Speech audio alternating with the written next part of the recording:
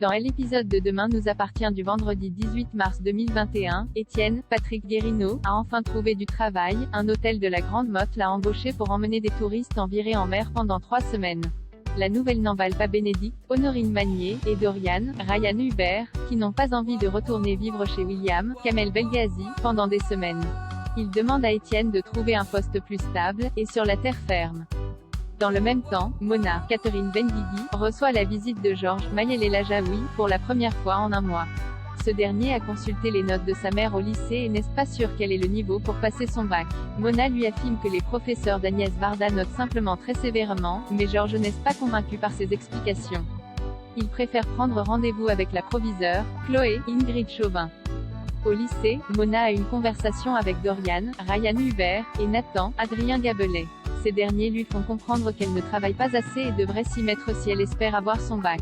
À la sortie du rendez-vous avec Chloé, Georges propose à Mona d'embaucher un professeur particulier. En entendant leur conversation, Dorian leur propose de rencontrer son père, Étienne.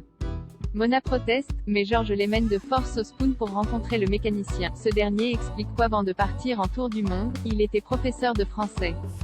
Par la suite, il a fait l'école à Dorian pendant 8 ans. Il est donc tout à fait qualifié pour aider Mona à remonter ses notes. Cependant, Mona n'a pas l'intention de suivre des cours particuliers et leur fausse compagnie. Charlie et François se redonnent une chance au lycée. Charlie, Clémence Lassalas, arrive en retard au cours de François, Emmanuel Moi. Pour se faire remarquer, elle déballe ses affaires très bruyamment et fait racler sa chaise contre le sol. François finit par lui demander d'être plus discrète. Charlie lui répond qu'elle n'aurait pas été en retard si elle ne faisait pas des insomnies à cause de sa dernière rupture. Un peu plus tard, François surprend Charlie sur son téléphone. Il lui demande de le ranger, mais l'étudiante réplique qu'elle attend un message de son ex. Après le cours, Charlie et François échangent des SMS. Le professeur pense avoir pris la bonne décision en mettant un terme à leur relation, mais Charlie n'est pas de cet avis. Elle souffre énormément de leur rupture.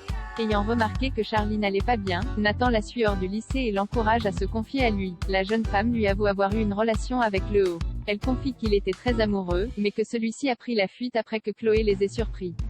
Nathan la rassure. Si François n'a pas le courage de rester avec elle, c'est ce qu'il ne la mérite pas. Le soir venu, Charlie attend François devant chez lui pour lui rendre ses affaires. Elle lui remet également le sweat qu'il lui avait prêté, ne souhaitant rien garder de leur histoire tant cela lui fait mal.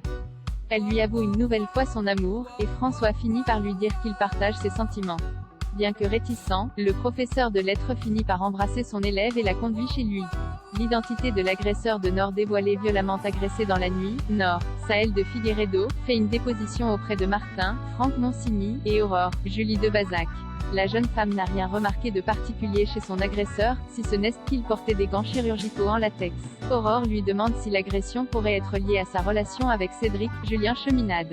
Nord n'est pas certaine, mais les informe que Irène, Thaïs Kirby, et Lilian, Sylvain Le Gall, lui ont rendu visite dans la semaine et se sont montrés très menaçants. Martin commence par interroger Irène, qui affirme qu'elle était dans son lit au moment de l'agression.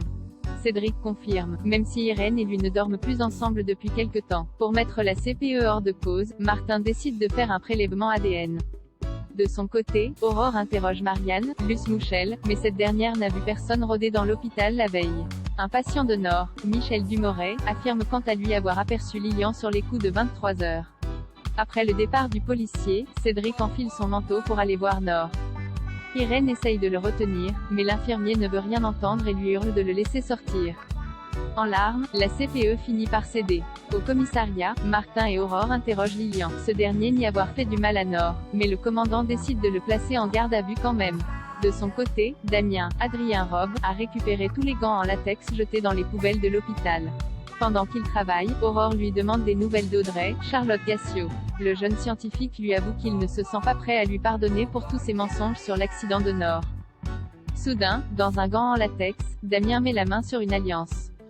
Aurore et lui la compare à une photo d'Irène et constate qu'il s'agit du même bijou. Irène est donc responsable de l'agression de Nord.